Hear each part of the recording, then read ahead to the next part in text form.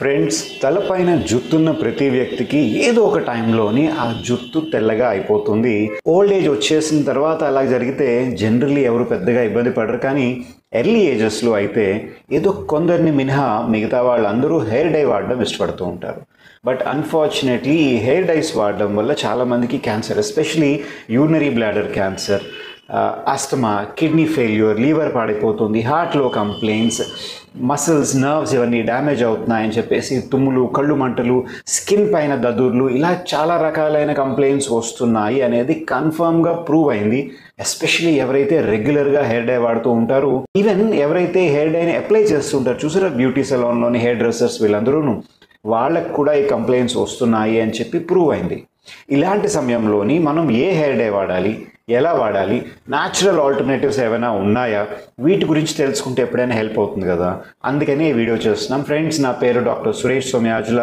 మీరు కనుక hair dye వాడుతున్నారు అని అంటే మీరు ఈ వీడియోని ఎండింగ్ దాకా చూడండి. అండ్ మీ ఫ్రెండ్స్ ఎవరైతే హెయిర్ డై వాడుతున్నారో వాళ్ళతో షేర్ చేసుకోవడం మాత్రం మర్చిపోకండి. తలపైన జుట్టు కొంచెం ఉన్నా ఎక్కువ ఉన్నా సరే అందరికీ ఆ హెయిర్ కిందన ఒక ఫాలికల్ అనేది ఉంటుంది.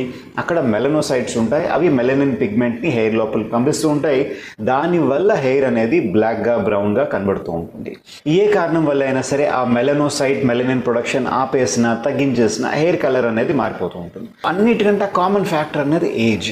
అంటే కొందరికి 16 ఏళ్లకి ఆ మెలనోసైట్స్ బంద్ అయిపోతూ ఉంటాయి, స్టాప్ అనమాట, ఇంక మెలనిన్ ప్రొడక్షన్ ఆపేస్తూ ఉంటాయి. కొందరికి 60 ఇయర్స్ దాకా కూడా ఆ మెలనిన్ ప్రొడక్షన్ ఆగట్లేదు.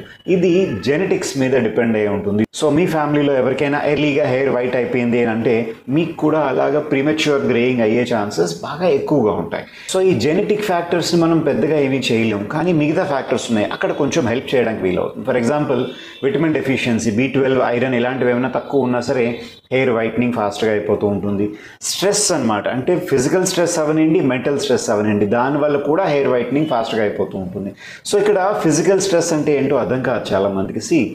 ఇన్ జనరల్గా కూడా ఆడవాళ్ళకి ఫాస్ట్గా హెయిర్ గ్రే అయిపోతూ ఉంటుంది, తెల్లగా అయిపోతూ ఉంటుంది. ఎందుకు అని అంటే వాళ్ళు బోల్డంతా ఫిజికల్ స్ట్రెస్కి గురవుతూ ఉంటారు. ఫిజికల్ స్ట్రెస్ అంటే ఇంట్లో పని కాదండి, pregnancy, delivery, periods, breast feeding, ఇవన్నీ కూడా బాడీ పైన న్యూట్రిషనల్గా చాలా ఎక్కువ స్ట్రెస్ పడుతూ ఉంటాయి. దానివల్ల వాళ్ళకి ఎర్లీగా హెయిర్ అనేది వైట్ అయిపోతూ ఉంటుంది. అందుకనే కాబోలు మగవాళ్ళ కంటే ఆడవాళ్ళు ఎక్కువగా హెయిర్ డైని వాడుతూ ఉంటారు. దానివల్ల వాళ్ళకి ఆ రిస్క్ ఫ్యాక్టర్స్ కూడా ఎక్కువైపోతూ ఉంటాయి. వీటితో పాటు ఒక పెద్ద కారణం అనేది ఏంటి అంటే హైడ్రోజన్ పెరాక్సైడ్ బిల్డప్. అంటే నార్మల్గా ఆ హెయిర్ ఫాలికల్ దగ్గర హైడ్రోజన్ పెరాక్సైడ్ అనేది ఒక బై ప్రోడక్ట్ అనమాట. ఇది యాక్చువల్లీ అక్కడ బ్యాక్టీరియా అది వచ్చి ఆ హెయిర్ ఫాలికల్ని పాడు చేయకుండా ఉండడానికి హెల్ప్ అవుతూ ఉంటుంది. కొద్దిసేపు అయిన తర్వాత అక్కడ ఒక ఎంజైమ్ రావడం వల్ల ఆ హైడ్రోజన్ పెరాక్సైడ్ డిసింటిగ్రేట్ అయిపోతూ ఉంటుంది. బట్ ఏజ్ పెరుగుతున్న కొద్దీ ఆ ఎంజైమ్ అనేది ఆగిపోవడం కానీ తగ్గిపోవడం జరుగుతుంది. దానివల్ల హైడ్రోజన్ పెరాక్సైడ్ బిల్డప్ అవ్వడం వల్ల హైడ్రోజన్ పెరాక్సైడ్ అనేది ఒక బ్లీచింగ్ ఏజెంట్ కింద పనిచేస్తుంది. లోపల ఉన్న మెలనిన్ని కూడా అది పూర్తిగా డిసింటిగ్రేట్ చేసేస్తుంది. దానివల్ల హెయిర్ వైట్గా కనబడడం స్టార్ట్ అవుతుంది. దీనివల్ల హైడ్రోజన్ పెరాక్సైడ్ బిల్డప్ ఎక్కువ అవుతుంది.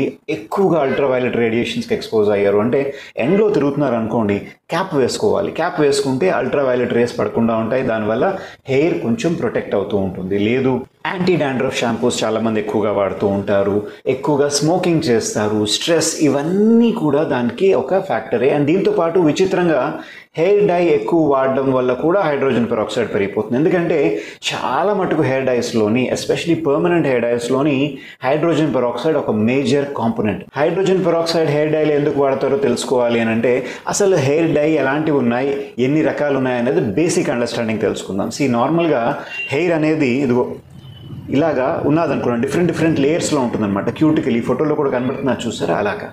సో ఈ క్యూటికల్స్ అన్నీ క్లోజ్ అయి ఉంటాయి.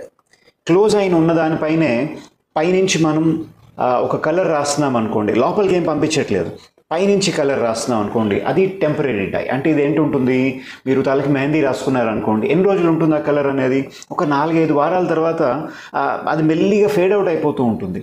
ఈవెన్ నీలి ఆకు ఉంటుంది చూసారా, ఇండిగో పౌడర్ అని అంటున్నారు, అది కూడా సేమ్ థింగ్ అనమాట. అది కూడా టెంపరీగా పైనుంచే కలర్ అనేది అప్లై చేసినట్టు ఉంటుంది. ఈవెన్ మీకు మార్కెట్లో దొరికే పార్టీ కలర్స్ ఉంటాయన్నమాట. అంటే ఒకసారి రాసుకుని నెక్స్ట్ డే మార్నింగ్ షాంపూ చేయగానే అదంతా ఊడిపోతూ ఉంటుంది. అది కూడా ఒక టెంపరీ డై, అది లోపలికి వెళ్ళదు. జనరలీ ఇది రిలేటివ్గా సేఫ్ ఉంటాయన్నమాట, ఎక్కువ సైడ్ ఎఫెక్ట్స్ రావు. మరి పర్మనెంట్ డైస్ అంటే ఏంటండి? పర్మనెంట్ డైస్లోని అంటే ఒకసారి రాసుకుంటే ఒక 4-5 నెలల వరకు ఆ కలర్ అలా హోల్డ్ అయి ఉంటుందన్నమాట. ఇది పైనుంచి కలర్ రాయడంలా ఉండదు, దీంట్లోని 3-4 కాంపోనెంట్స్ ఉంటాయి. జనరల్గా ఈ పర్మనెంట్ డైస్ ఏవైతే ఉంటాయో ఒక ఘాటైన వాసన వస్తాయి, ఎందుకంటే వాటిలో అమోనియా ఉంటుంది. ఈ అమోనియా అనేది ఆల్కలైజర్ అనమాట. ఈ అమోనియా హెయిర్ పైన పడగానే ఈ హెయిర్ క్యూటికల్ ఏదైతే ఉంటుందో దాన్ని ఓపెన్ చేస్తుంది.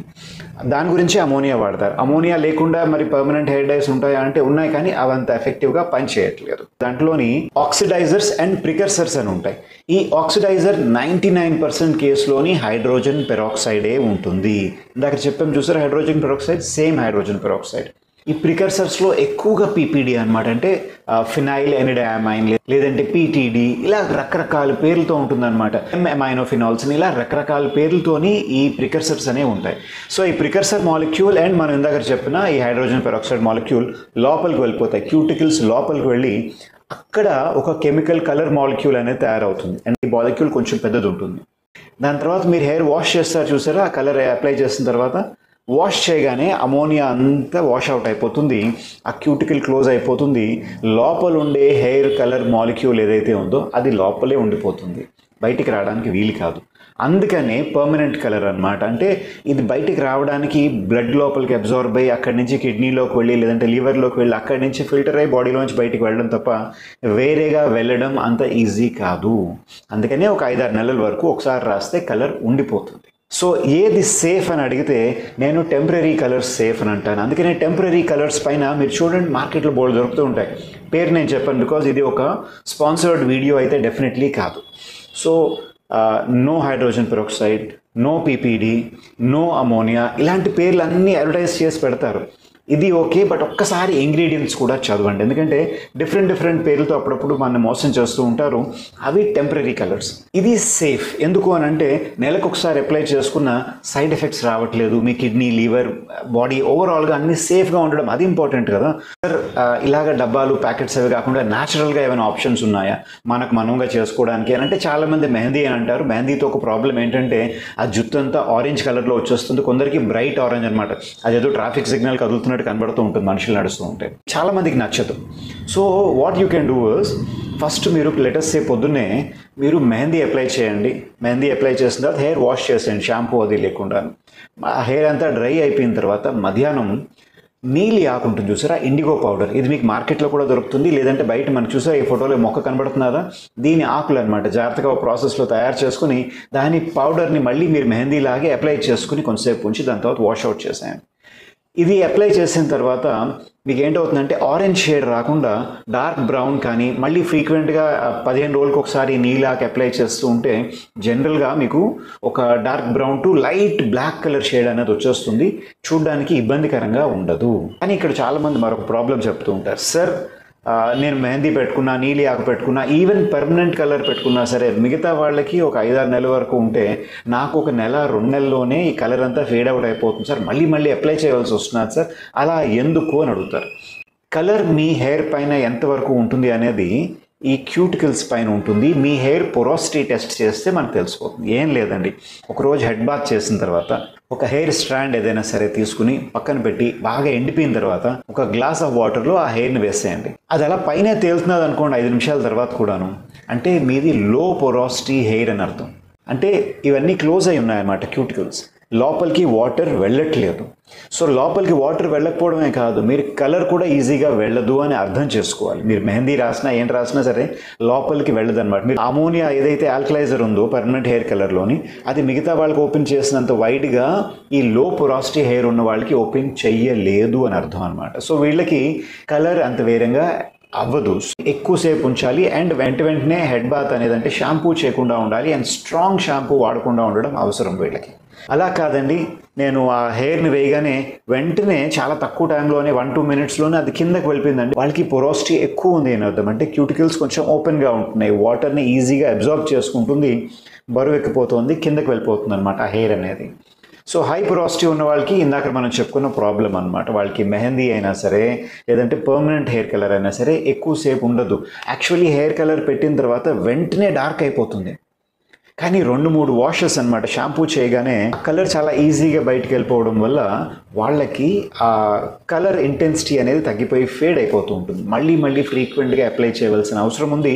ఇలాంటి వాళ్ళు అంటే హై పోరోసిటీ ఉన్నవాళ్ళు వీలైనంత వరకు పర్మనెంట్ హెయిర్ డైస్ వాడద్దు. బికాస్ ఫ్రీక్వెంట్ అప్లై చేస్తారు కాబట్టి సైడ్ ఎఫెక్ట్స్ చాలా ఎక్కువగా వచ్చే అవకాశాలు ఉంటాయి. సో నేనేం సజెస్ట్ చేస్తారంటే, నేను ఏ బ్రాండ్ని సజెస్ట్ చేయను, న్యాచురల్ వాటికి వెళ్ళమంటాను. అండ్ మీరు ఒక ఏజ్ దాటిన తర్వాత ఉన్నారు అని అంటే వీలైతే అసలు హెయిర్ డైనే వాడద్దు అని సజెస్ట్ చేస్తాను.